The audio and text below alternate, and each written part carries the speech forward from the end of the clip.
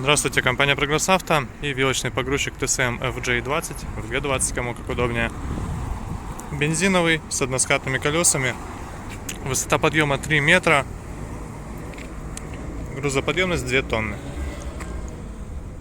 По кузову все достаточно в рабочем, нормальном состоянии, какой-то коррозии и тому подобных нареканий нет. По лакокраске, конечно, я думаю, что видно, что все-таки замечания есть.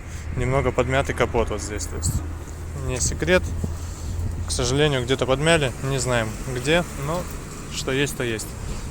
В остальном вилочник достаточно простой и функциональный. Шильдик покажу. ТСМ FG20, бензиновый мотор.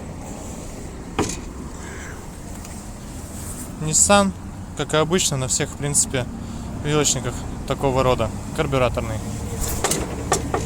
Сейчас будем запускать.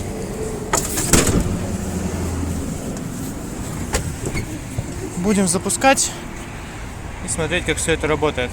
Наработка 1029 моточасов. Запускается без проблем. Естественно, чеки сразу же тухнут по давлению масла и тому подобным вещам. Что у нас есть?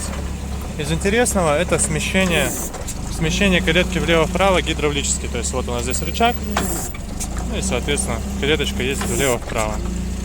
Очень удобно, если нужно куда-то более точно подставить груз непосредственно. При условии грузоподъемности 2 тонны, опять же, очень хорошая функция. На холостых все спокойненько ездит. Двигатель работает ровно, без проблем. Не дымит. Хорошо реагирует на газ.